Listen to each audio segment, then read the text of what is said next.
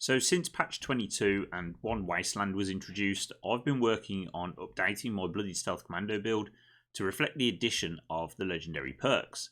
So with the damage rebalance introduced with One Wasteland, squeezing every last bit of damage out of your build is now seemingly more vital than ever. And with this in mind, I've made some changes to my previous OP Stealth Commando build and have now what I think is an awesome variation with the reduction damage calculation. So strength has 1 point, with that point being invested solely into bandolier. This gives me a reduction in the weight of my ammo by 45%, meaning that I'm able to carry around the ammo that I need for a good few hours of killing out in the wasteland without the need to keep revisiting a tinkerer's workbench to keep crafting more. Perception has 15 points, and those 15 points are divided up with 3 points going into concentrated fire for the ability to be able to target individual body parts, i.e. headshots, and it also gives you increased accuracy in vats and a little bit of increased damage. 3 points go into tank killer, giving me increased armor penetration by 36% and a 9% chance to stagger. And then the last remaining 9 points are to max out all 3 ranks of the commando perks, increasing the overall damage out of my build. So 5 points has gone into endurance, and 3 of those go into the fireproof perk at rank 3. Which means that you take 45% less damage from explosions and flame attacks. This also makes you immune to the scream from Scorch Beasts, and if you use an explosive weapon, which I've started doing, then it will also help you resist that explosive damage. The remaining 2 points I've put into Revenant, which gives you a 50% damage increase for 2 minutes when a player revives you. This can also proc with the use of life-saving gear and also the Mysterious Saviour perk. This can be incredibly important when doing endgame boss fights, and it seems that the event A Colossal Problem was created with the use of this Revenant perk in mind, given that there is a huge drop right down the mine shaft at the start of the event. So Charisma has 3 points, with all of them going into Tenderizer. This is an awesome perk and I recommend it for every build regardless of your build type. Intelligence has 8 points, and that's put into 5 points into Demo Expert, which gives me more damage to my explosive weapons, and then the remaining 3 points have been put into Nerd Rage, because this is of course a bloody build. Nerd Rage gives you 40 more points of damage resistance, 20% more damage, and 15% more action point regeneration, all while my character is below 20% health. Having these points in intelligence now also allows me to equip Gunsmith rank 5 should I have the need to make any modifications to any of my weapons or even my friends' weapons. So agility is where this build really starts to come together, with 15 points being put into this attribute. The first 3 points go into sneak, as this is of course a sneak build. Sneak at max rank will make you 75% hard to detect while you're sneaking, which will just stand you in good stead for constantly getting sneak attacks. 3 points have been put into Covert Operative, giving you increased damage with your ranged sneak attacks. The next point goes into Escape Artist, and this perk is awesome in helping you get back into stealth if you happen to get detected.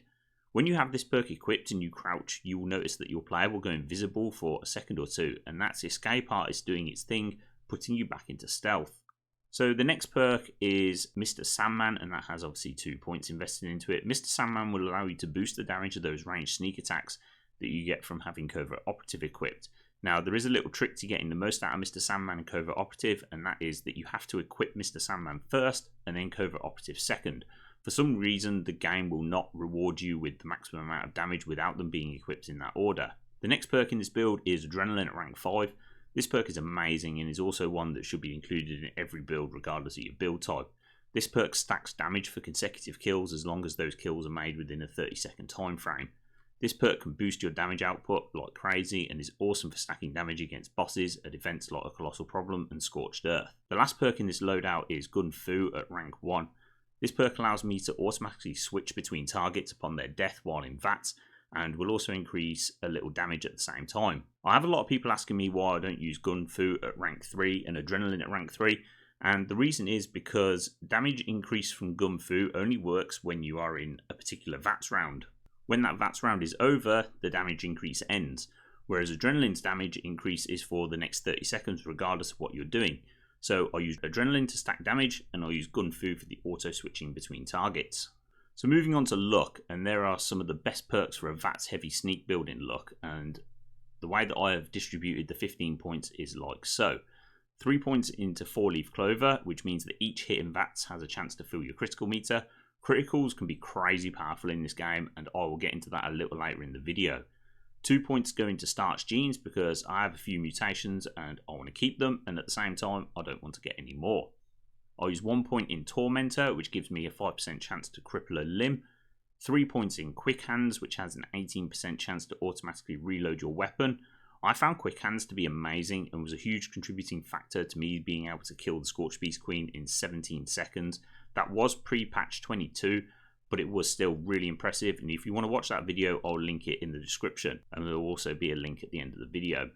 I've put 3 points into Critical Savvy, which means that when I use a critical hit, it will only consume 55% of my critical meter, which in turn means a shorter time to the next critical hit. The last perk in Luck is Better Criticals at rank 3.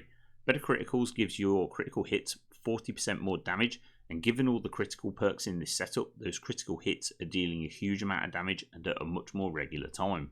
So you're probably sitting there thinking, how have I got so many special points? You only get a base of 56 and I have 62 points distributed across my special tree. Well, remember at the start of the video I said I had some legendary perks equipped that added to my special stats. Well, now we're going to take a look at those legendary perks.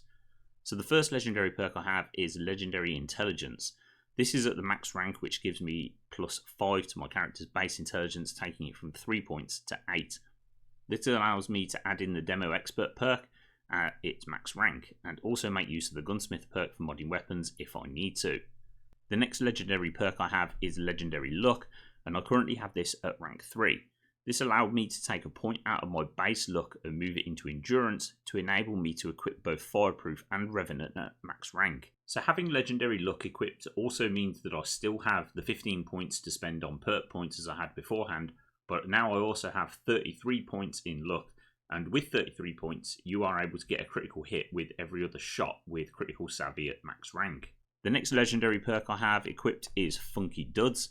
This is only at rank 1 and just adds 50 points of poison resistance while wearing a matching set of armor, and you guys will see my arm set very soon. The next perk is Far-Flung Fireworks. I currently have this at rank 3, which gives me a 16% chance for enemies killed with a ranged weapon to explode and do an area of effect damage, which can often result in the death of enemies close by. Why wouldn't you have this perk? It's awesome, plus it's really good fun to watch. The next legendary perk is Follow Through. This perk is essential for any ranged sneak builds like Rifleman, Commando or a pistol user. This perk means your targets take 40% more damage for 10 seconds. My final legendary perk is Taking One for the Team. This perk is only effective when you are playing on a team, however it is an incredible perk and one that should be considered for all build types as well. It has the effects of enemies take 40% more damage when they attack you if you're on a team.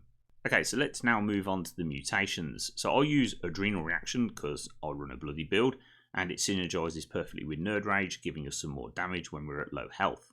Next up we have Bird Bones, giving us more agility, which means more action points for sprinting and for use in vats, with some reduced fall speed thrown in. I'm not at all concerned with the detrimental effect from the loss in strength, as carry weight is not important for this build type. Next is Eagle Eyes, which adds 4 perception, meaning better VATS accuracy, and it also increases critical hit damage by 25%. Again, I'm not concerned with the loss in strength, and you will also have noticed that I don't have the Class Freak perk equipped with this build, and that is because the perk's a waste. It's not necessary if you pick your mutations correctly, and the negative effects of those mutations will not matter, as they will affect areas of your build which aren't important. Next up we have Grounded, which adds 100 extra energy resistance but gives us a minus to energy gun damage. I don't use energy guns as part of this build, so the negative effect doesn't matter to me. I use Herbivore, and this mutation is now incredibly powerful. There are loads of food buffs in this game which suit a VATS heavy sneak build like this one, and Herbivore now gives those food buffs double the benefits that you got previously. If you want to watch a video all about the food buffs and buffs in general that I use, I will link it down in the description, and I will also link it at the end of the video for you as well. So Marsupial is next, and I think everyone that uses mutations in Fallout 76 uses Marsupial. It allows you to jump much higher and gives you increased carry weight of 20 pounds. It also has a detrimental effect of -4 intelligence, but as this build is designed for maxing out damage and not leveling up fast, that really doesn't matter. And then the last mutation is Speed Demon. This mutation increases your movement speed by 20% and also gives you 20% faster reload. It does have a 50% faster drain on thirst and hunger now, but given how plentiful food and water is in this game, you really should not be concerned with this. I only use 2 weapons on this build, and they are a Bloodied faster fire rate, less vats cost fixer with the following attachments. I use a prime automatic receiver, which does a bit more base damage than the powerful automatic receiver, but does a lot more damage against scorched and scorched beasts. If you can't maintain the flux requirements for primed ammo, just go with the powerful automatic receiver. The next set of mods are an aligned long barrel and forceful stock, which reduce the cost in vats and also give some improvements to recoil and durability of the weapon. Next up, we have a stinging magazine, which gives us some increased ammo capacity, allowing 25 bullets in the magazine, and also some improved armor penetration. A reflex sight helps with the cost in vats, and then last up we have a suppressor, which is a must-have as it makes your shots silent, which in turn keeps you in stealth, allowing for more sneak attacks. And then the other weapon that I use is a Bloodied explosive less vats cost fixer with exactly the same attachments as the faster fire rate version, which I mentioned just a moment ago. Both of these weapons are extremely powerful and are considered to be the best of the best in terms of stealth commando weapons. I use the armor plated backpack, which gives me 90 extra damage resistance and an additional 30 carry weight. I use the shielded road leathers that add 10 damage resistance and 5 energy resistance, but the real benefits from this undergarment come from the increase of 3 perception, 3 agility and 1 luck. My armor set is all unyielding Secret Service armor with the buttressed and ultralight build mods, giving more damage resistance and action points.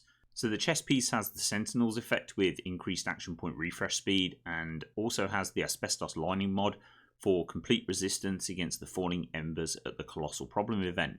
The left arm is also Sentinel with AP refresh. The left leg is hard to detect while sneaking and has 25 extra rad resist. The right arm has reduced fall damage and an extra 25 poison resist, and the right leg has +1 strength and take 15% less limb damage.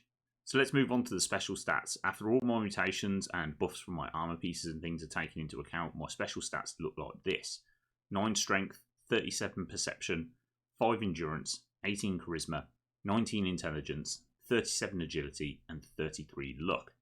These specials give me a base carry weight of 245 pounds, 220 hit points and 450 action points.